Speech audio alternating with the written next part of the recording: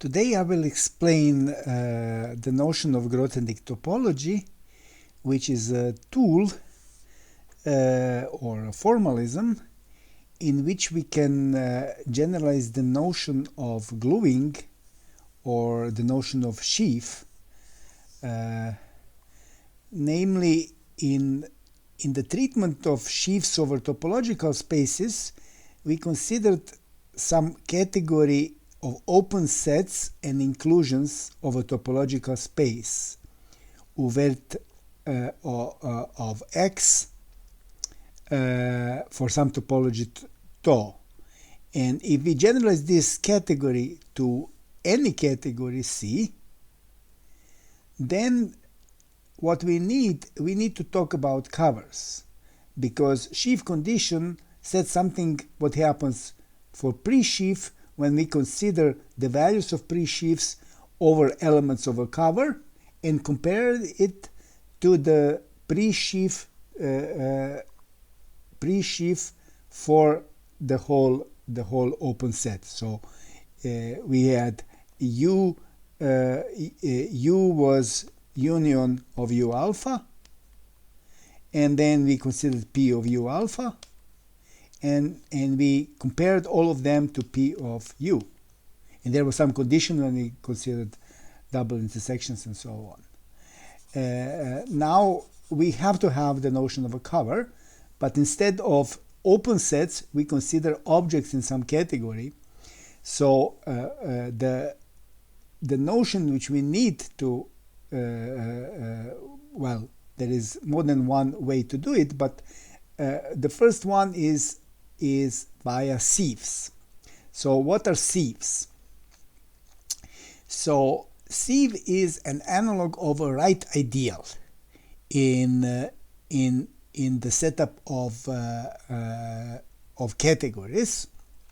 Well, here we in fact consider sieves over an object. These are basically sieves in some more general sense in the slice category C over C, for those who know what that means. Let's see. So sieve over an object C is some set of arrows into C. So the codomain of these arrows is C, and which is closed under precomposition. So that means if we have an arrow which is in a sieve, then the precomposition with any arrow whose codomain is domain of the original arrow, so that we can compose, is again in the sieve. So any arrow which factorizes through an arrow in a sieve is again in a sieve. That's the notion of a sieve. Well, Grothendieck topology will be a choice of a non-empty class, or we will neglect the set theoretical questions. Sometimes they say, how to deal with set versus class. That's more than one way to deal in this setup. So, but anyway, we will simply neglect these issues for a moment. So for each object, we define some class J of C. So if C is object in C, we define J of C, and we have some axioms on those. So plus axioms, which I will explain. Before I go to this, I will restate the notion of sieve in at least one more way. So you see, all arrows into C are elements of the union over all D objects in C of hom from D to C.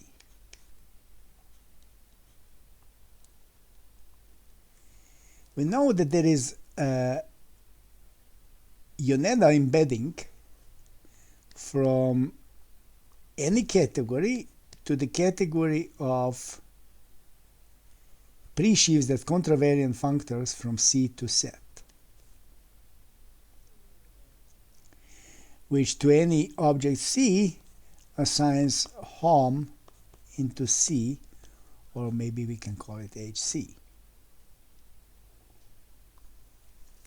So this here is union of HC of D over all these. Now, if we chosen a part of this, that means in each of these homs, I chosen a part. So that means in each HC, we chosen some part, call it JC. And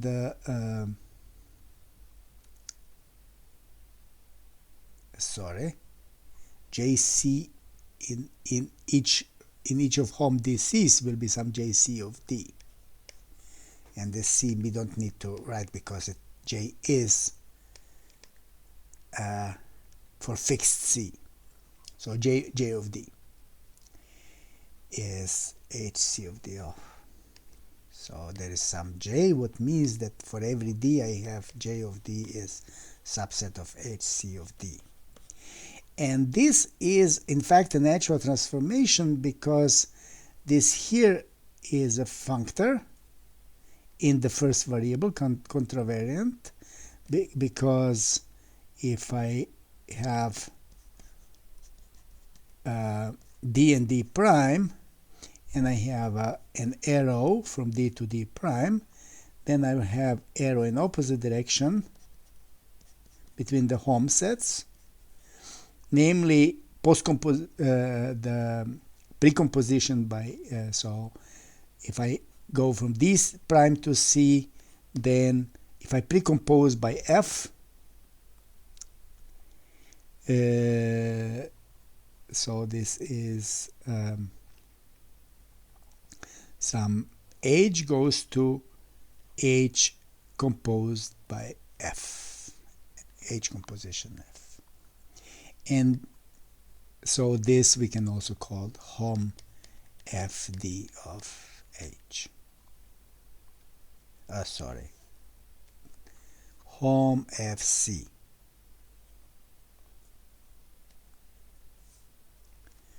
Hom FC, and here's so H composed by F.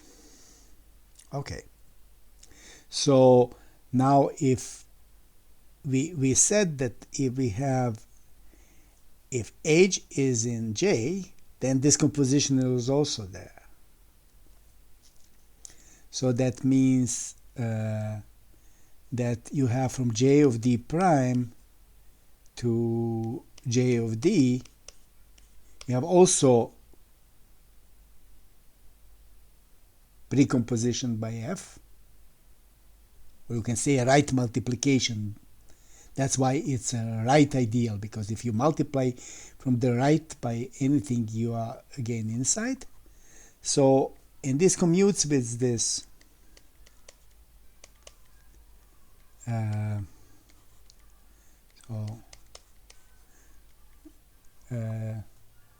this is just the restriction. This horizontal line is just a restriction of, I can write also this HC of F if I want, HC of F. And this here is also precomposition, so I can say that this square is naturality square. I can say that J into HC, that is inclusion, is a natural transformation, in fact. This is natural transformation. And natural transformation, which is at every level inclusion, that is a monomorphism, is called a subfunctor. So a sieve is nothing else than a subfunctor of the functor of this, of a pre-sheaf of this form, is a sub-pre-sheaf, I can say, because it's a contravariant functor into sets. And this here is representable functor. We can in general say that a sieve can be considered as a subfunctor of a representable pre-sheaf. Okay, so what will be the axioms? So first, the axiom will be that the maximal sieve, that is all functions, all f that codomain of f is C, is in J of C. Well, but that means that this is the only sieve which contains identity. Identity is inside, and if identity is there, then it must be this one, because if identity is in J, in some sieve, then identity on C, then for every f from D to C, I can write this as f is identity precomposed by f.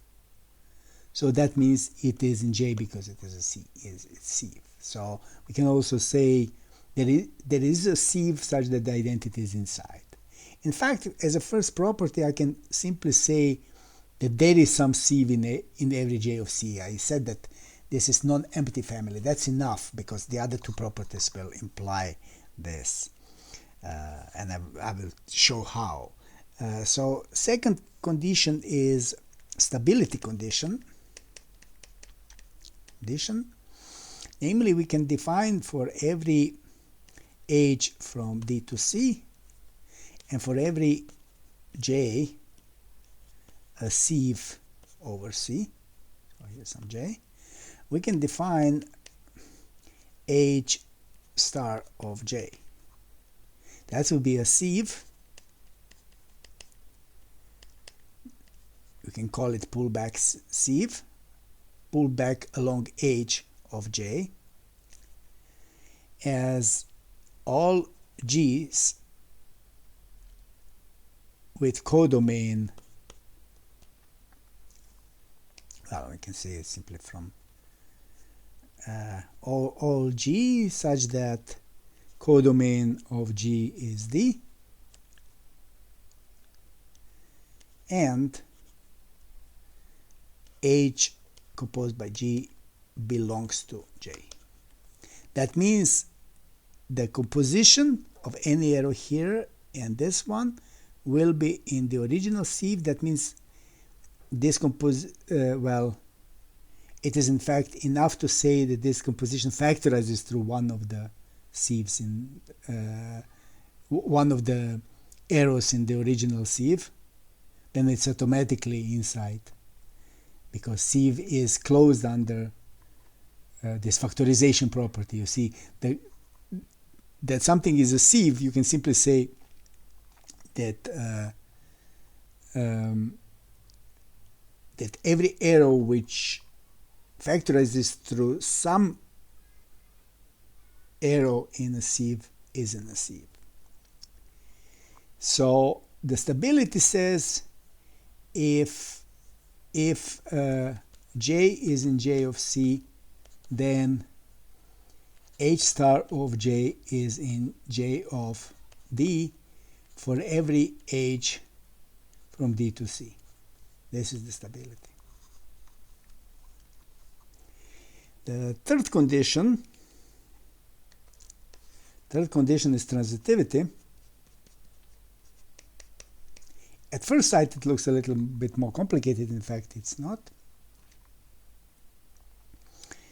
So it tells that, in some sense, covers give enough information to test if something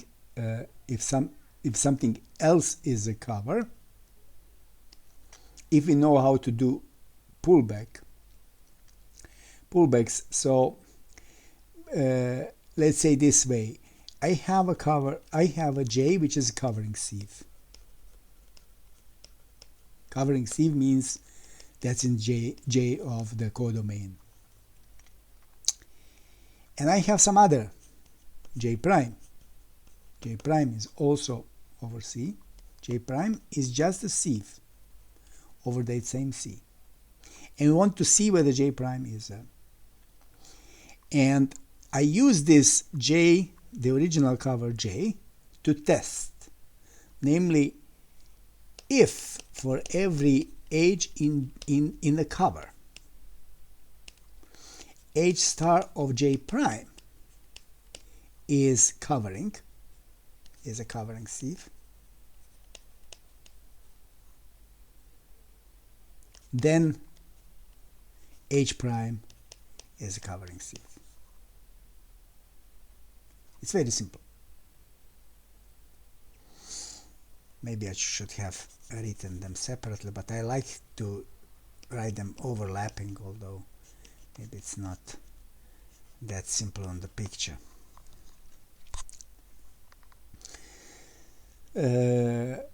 Well, there are some consequences.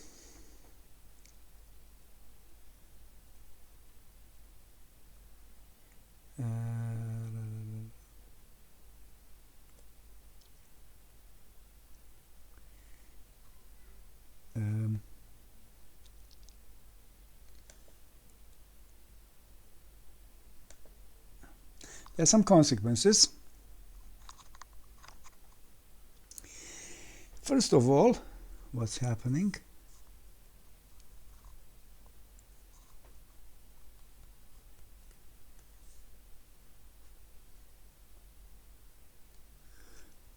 I have some technical problems. I wanted to draw a new picture, new page, and there was some problem. Okay, so let's take J and J prime, both covers of the same JC. Then I claim that J intersection J prime is also in J of C. And it's quite simple, namely you use the transitivity if I have H in J, and you look at the pullback H star of J intersection J prime, then this is the same as H prime of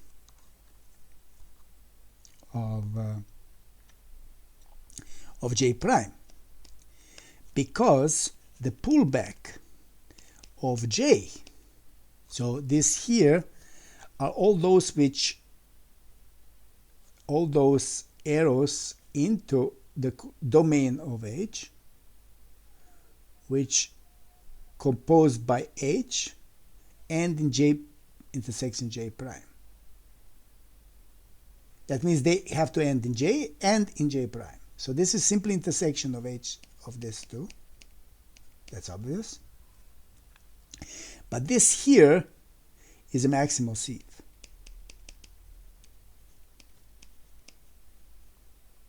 So this is the same. Why is this a maximal sieve? Well, it's simple, because any arrow composed by well, if I take identity arrow, that's enough. If I take identity arrow, then when you compose with H, you get H, so you are in J. So identity is okay. And you can pre-compose with anything because it is a sieve.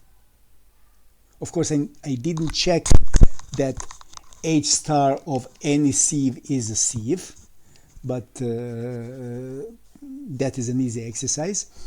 And so this follows. Or you can directly check. I mean, take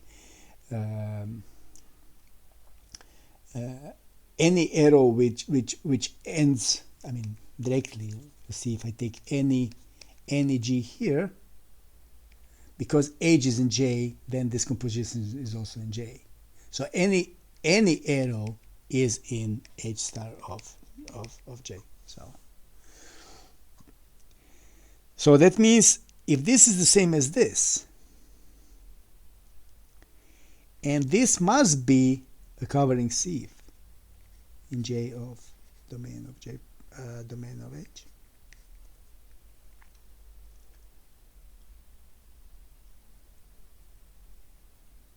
And this is true for any arrow in J. That means that this whole thing for every H is covering sieve, so this inside J intersection J prime is in J of C. So this is the proof.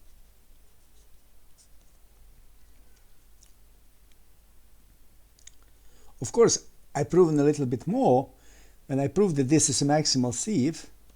So I could have taken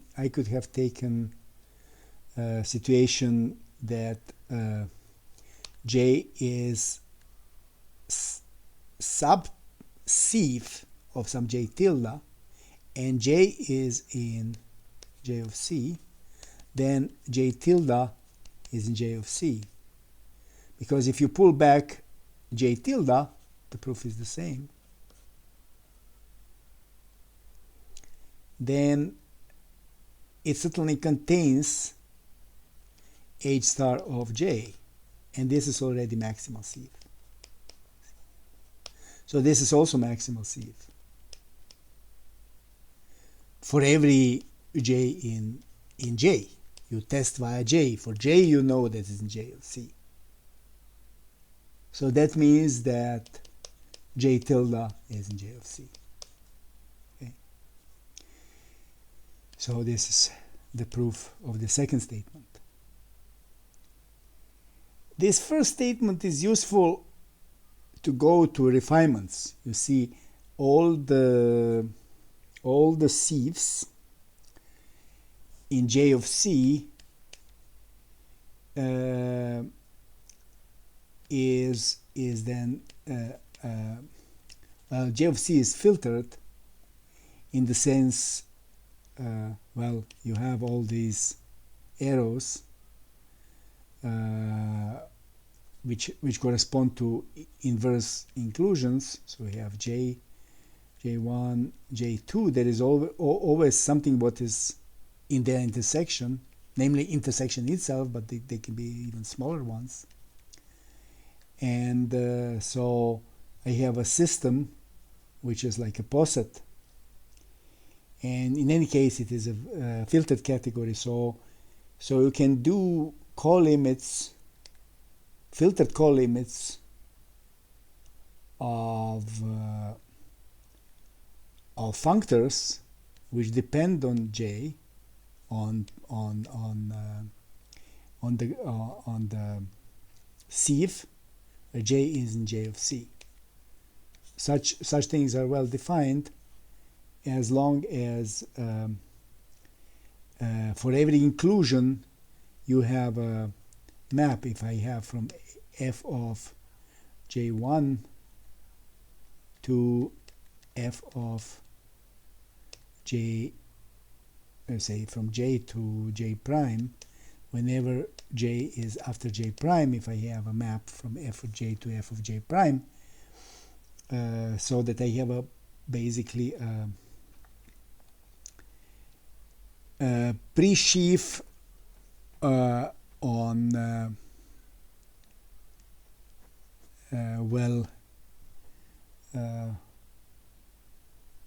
on the opposite of this category, so that I have a functorial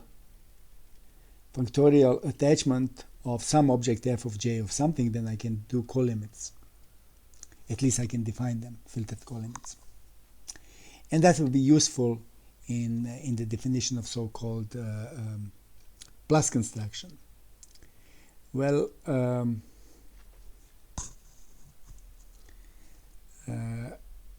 the fact that the collection of sieves is having this property, in fact says that if the collection of sieves is non-empty, it automatically contains a maximal sieve. So that's why the first condition was not necessary. We had, where was this? We had the first condition, we had the first condition that the maximal sieve is in J of C. That was our first condition.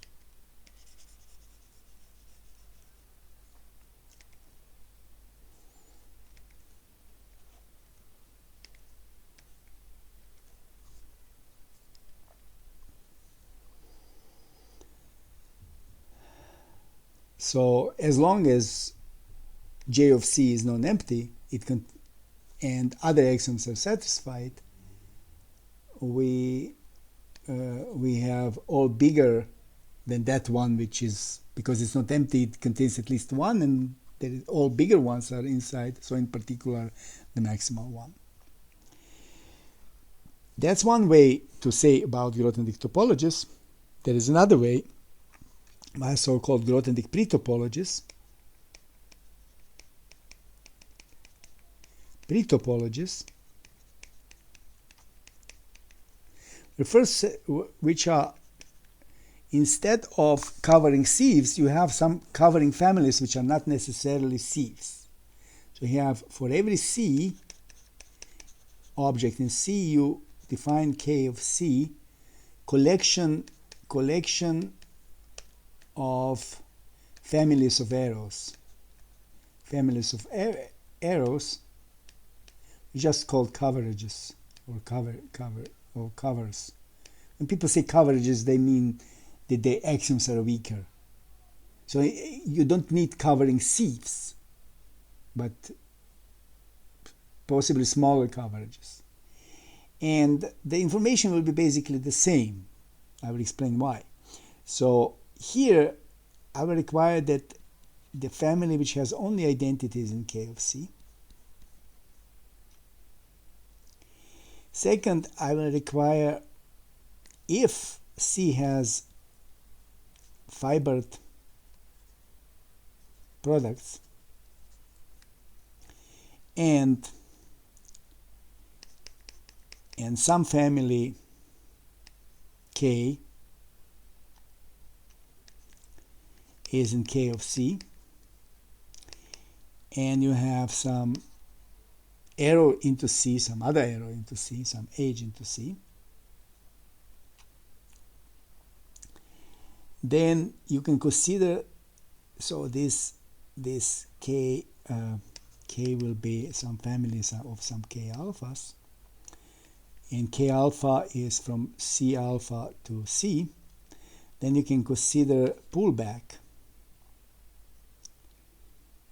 D cross C alpha over C,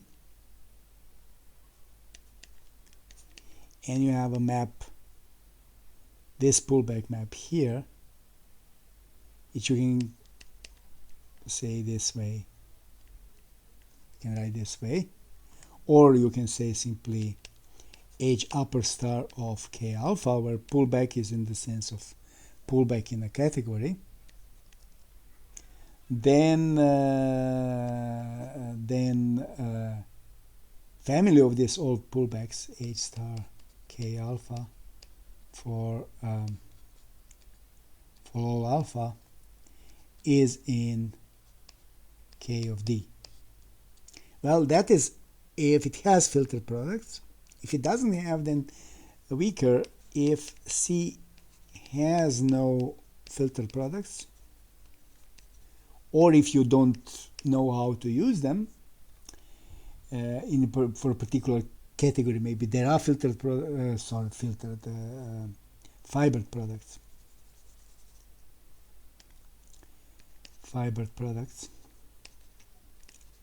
Then there is a more general definition, namely, for every such family K, is K alpha,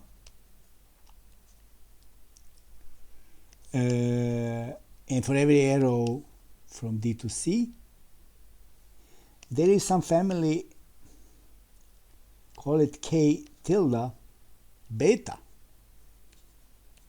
some other index set, such that for every beta there exists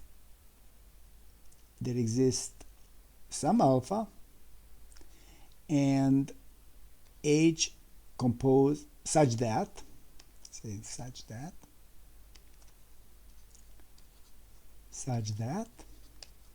composition H composed by K beta alpha factorizes through K alpha. That means there is some arrow here. Call it H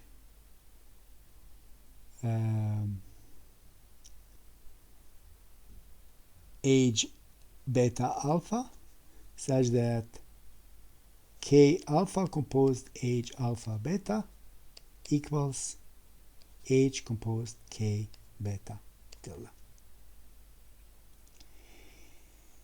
That is a modification of 2 if we have no fibered products. And the third axiom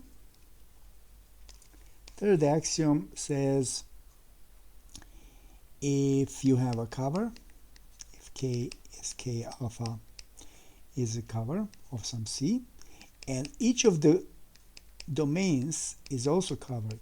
So we have, and for every alpha there is some say L beta alpha, overall beta, that's some family L alpha. Maybe it will be better to write this alpha index somewhere else.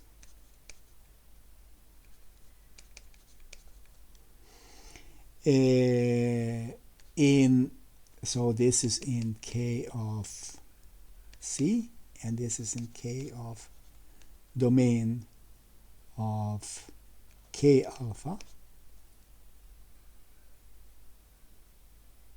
So if this is covering and each of these is covering, then the set of all compositions, so we first do L alpha beta, then post composed by K alpha, overall alpha beta.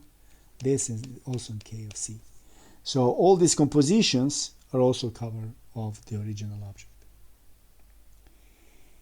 Well, for covering sieves, that's also true if we take Grothendieck topology, in the sense that you have something like this in JC and something like that in J, so everything like that, you have this same axiom for covering sieves. And this can be proved from the axioms of Grothendieck topology as well. And now the two formalisms are basically the same. Why are the two formalisms basically the same? Because you can simply define for every J in, well, say for every K in K of C,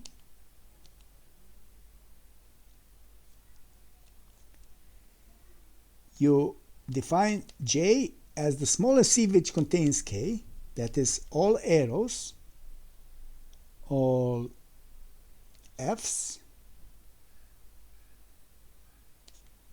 with codomain C, such that there exists G that F equals there exists G such that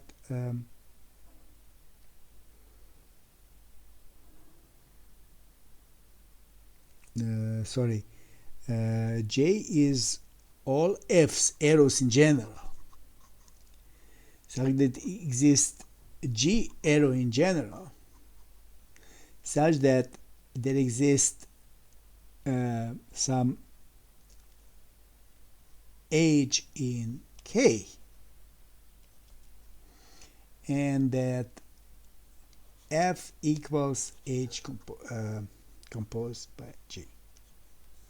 That means you simply you precompose with anything these guys in K,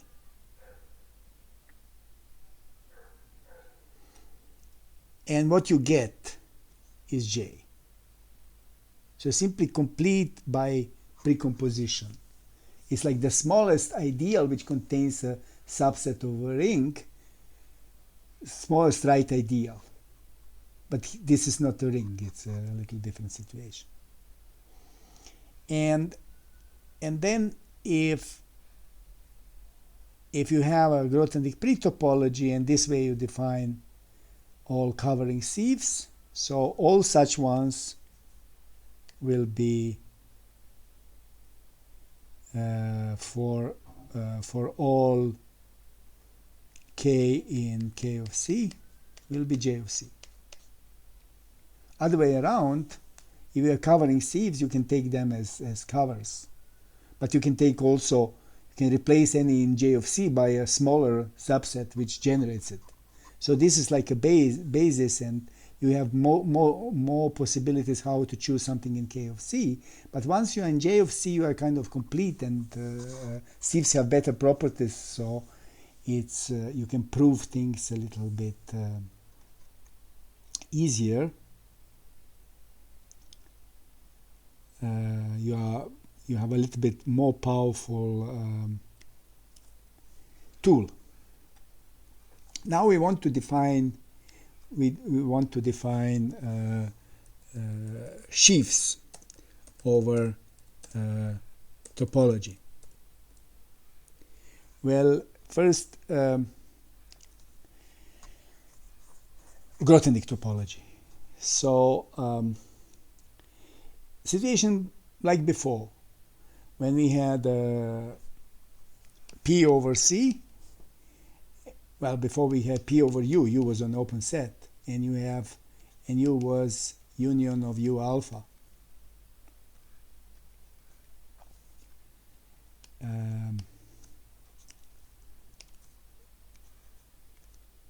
Then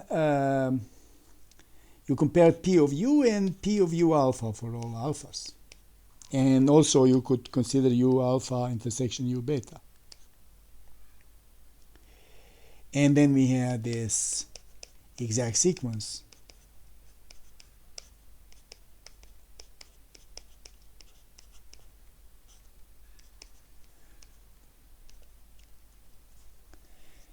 Well, from U alpha you could make a restriction to U alpha intersection U beta, but you can also at U alpha intersection U beta you can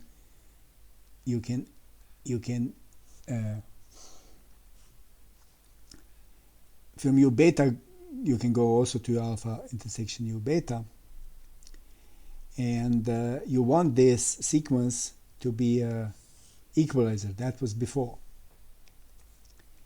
But we could also express that in terms of sections, that for every section you could take its restrictions, and for restrictions, if you intersect to alpha intersection beta, that was the same as to beta and then to alpha intersection beta. But also if you have any family as alpha overall alphas, so S alpha was in P of U alpha, and they were compatible in the sense that S alpha restricted to U alpha intersection U beta is the same as S beta at U alpha intersection U beta, then there was a unique S such that S restricted to U alpha was S alpha. So this was kind of story for the usual topologies, and now for a Grothendieck topology. You want similar thing. You want consider P of C, but instead of comparing C and some C alpha, you compare C and some arrows, which go through some C alphas, but there are some age alphas, so we have some family age alpha, C alpha to C. And this was a covering sieve. And for every covering sieve, you want a similar condition. So first of all, if I have section in P of C, section over C, so you have P of C, and then you have P of C alpha, and this contravariant functor. For every age alpha, you have restriction P of age alpha. So restriction is not depending just on what is C and C alpha, but also which arrow, because between C and C alpha, I can have more than one arrow. So what you want is you want to restrict S and to get some guy here, and this should be the same as there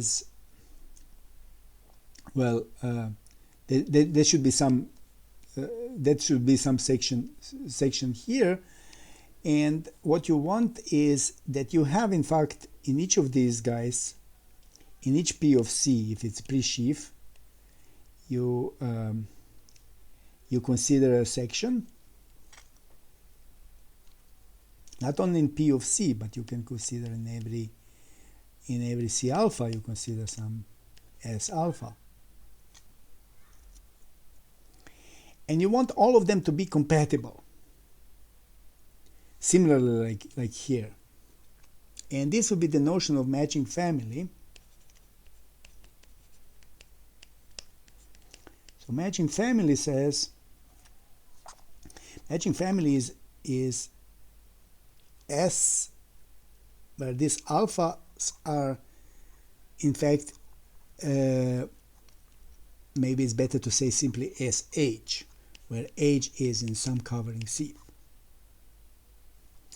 of sections SH in P of domain of H, such that if G has a codomain which is the same as domain of H, then you can consider S of H composed by G.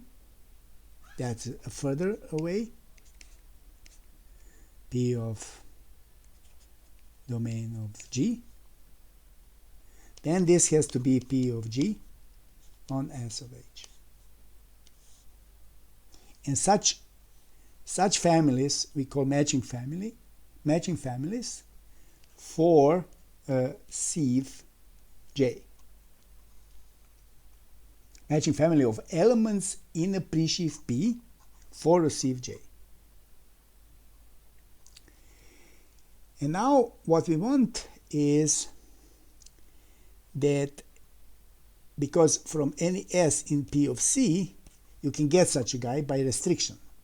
Because if you simply define S of H to be simply P of H of S, then S of H composed by G is P of this, is P of G of P of H of S, and this is SH, and this is by definition, well, this is this, so we get that this is really matching family. See, this says that it's matching family. So every S in P of C defines a matching family, SH, H, and J for every J. But I want again, like before when I had two sections S and T in the pre-sheaf, if they are locally the same, they are the same. This was not true for pre-sheaf, so we had this mono pre-sheaf or separated separated pre-sheaf, separated pre-sheaf condition. Says that if S and T are in P of C and J is in J of C,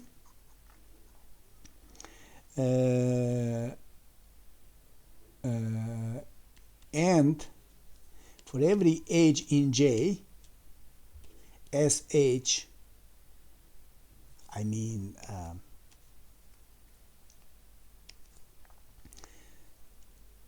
P of H of S equals P of H of T, then S equals T.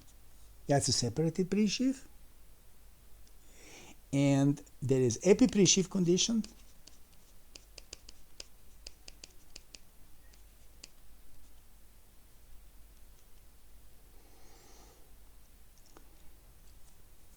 Which says if SH, H in some J, where J is in J of C, is a matching family,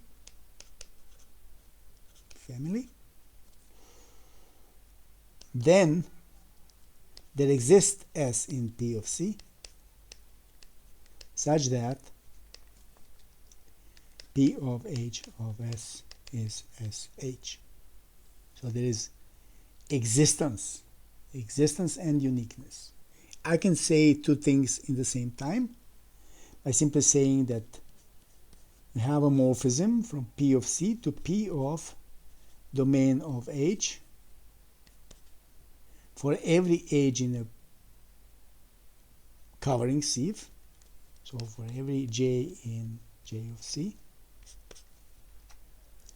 And of course for every object C. If I have a pre-sheaf, I want that this is true for all covering sieves of all objects. So whatever you refine, you have to have this condition. So you have this natural map, and then you have and then you can go further for all H in J and for all morphisms such that codomain G, such that codomain of G is domain of H. Take P of domain of G, and you can go two ways from here to here. So here some family S, H, H in J, and here some family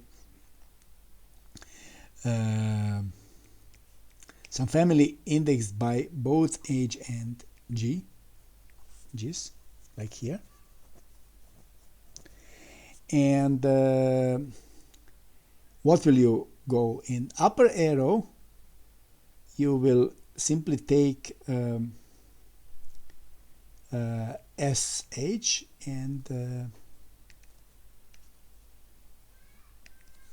you will simply do this, P of G of SH.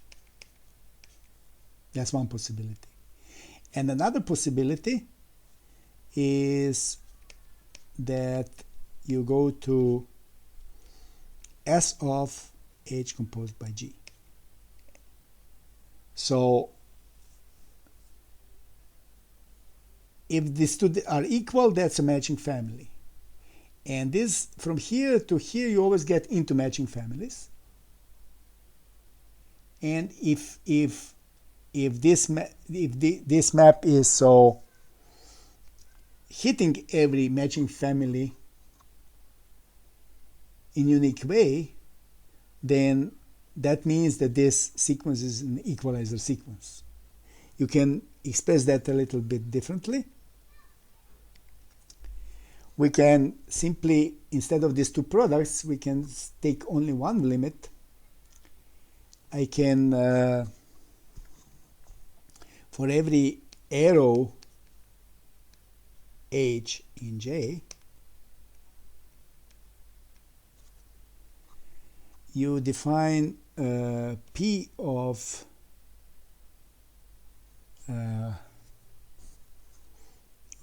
you define P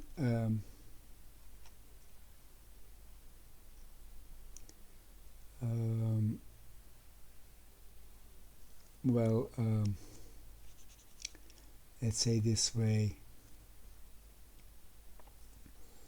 I will define a new category, which I will call P kind of restricted at J. It's not maybe good symbol completely, which will simply say the following. Well, you see, I had this S was sent to SH somewhere to some SH prime, and here I had well, this was for H, this is for H prime. Well, this is P of H prime, P of H, and here was P of G, where H is H prime composed by G. Then that means that P of other way around, that P of H prime is P of G, P of H. So P of G, P of H is P of H prime.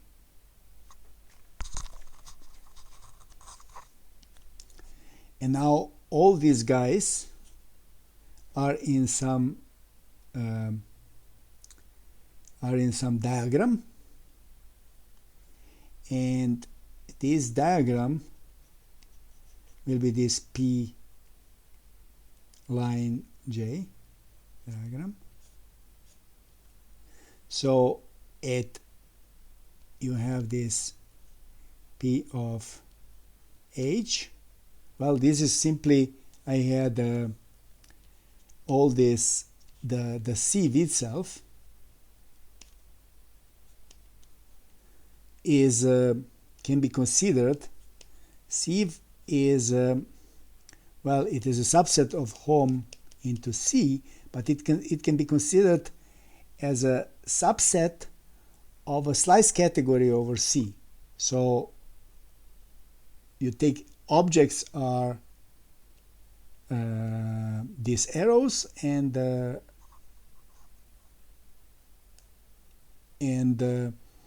it is actually a full subcategory of the full slice category, where morphisms are, of course, commutative triangles. And so this is home C, can be considered as a subcategory of C over C, of a slice category. Then this subcategory, J, well, I should have put in here, I should have put here J. This here is like home. And now you simply evaluate P here.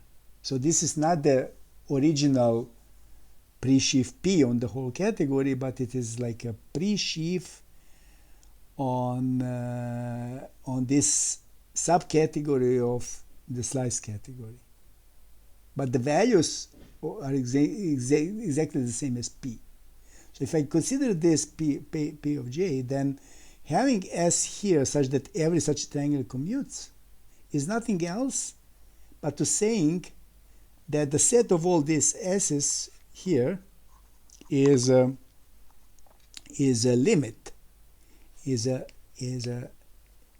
limit of this diagram. So this diagram is indexed by the sieve considered as a subcategory of a slice category. So we have three viewpoints on a sieve. We can consider as a family of arrows into C closed under precomposition. We can consider it as a subcategory of a slice category, and we can consider it as a subfunctor of a representable functor. All is equivalent. So my map, this map, so this is just the vertex of this limit. So we can simply say that if I consider P of C, and I consider limit over all, inverse limit over all J's with codomain C. No, sorry, limit of all J's. Limit over the triangles in J, or I can say over the arrows in J. This arrows considered as arrows between the arrows, the triangles, commutative triangles are the arrows. So limit over the slice category, the subcategory of a slice category of a pre-sheaf on that one. So of course, so for every J with codomain of J is C, I have an arrow like this, and this is isomorphism. So this can be monomorphism. If it's monomorphism, then it is mono-pre-sheaf. If it's epimorphism, and then it's epi-pre-sheaf. That's another way to say that we deal with the limit. So if you look at this condition, that P of C, you go into limit P J over J. But I could also write this way: P of domain F in J, and here I have F in J, and codomain G is domain of F, P of domain of G. This is the same thing. It's just said differently, because every limit can be expressed in terms of products and equalizers. And this is exactly the way to do it. That's a standard thing in categorical algebra. But if we also say it a little bit differently in terms of subfunctors, that J is a subfunctor of a representable functor, Yoneda of C, representable. Then a compatible family or matching family is just a natural transformation from J to P. So that's a matching family of elements in P. A matching family is for J.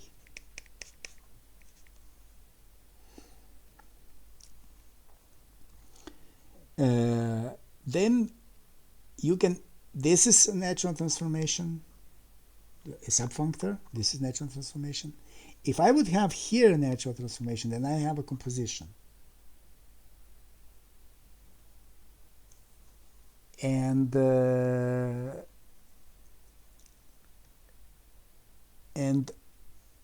we are interested, well, sorry.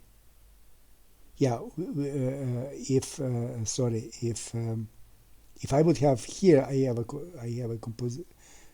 composition, but whether this exists or not, such a thing, and whether it's unique, that's the question of having a unique amalgamation. So this S such that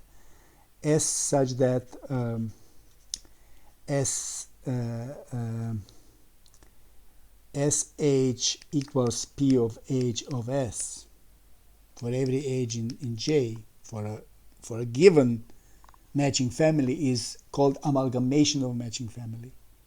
So existence and uniqueness of amalgamation is existence or uniqueness of extension of this natural transformation from J to P, that's a matching family, to the whole HC. Because if I can define on a global object, then I can restrict to anything, not only on the covering C. Because this is just for H in J. Can I define it as H for H is not in J? Of course you can define if you have global S. And it will be still a matching family on this bigger thing, which is not necessarily a covering family. So this is again equivalent. So because if you write it in terms of elements, it's the same thing. So this map from P of C into the limit, this map is nothing else than if you would have this composition that we can simply how to say that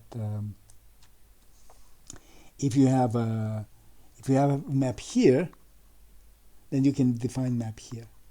It's kind of, so if you have a global one, that is, if you have it on the whole representable pre-sheaf, then you can restrict it to a sieve, and this restriction is this arrow.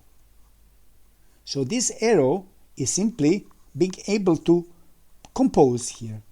So this recipe for composition of these two natural transformations is simply the map from P of C to this limit. And we look whether this is isomorphism. That means if for every arrow from HC to P, from every natural transformation from HC to P, that means for every global one, I get on the cover one matching family, and this map is, I mean, of course you get one matching family, and this map to get this matching family on for J, this map is both epi and mono. So basically these three diagrams are directly translatable one to another.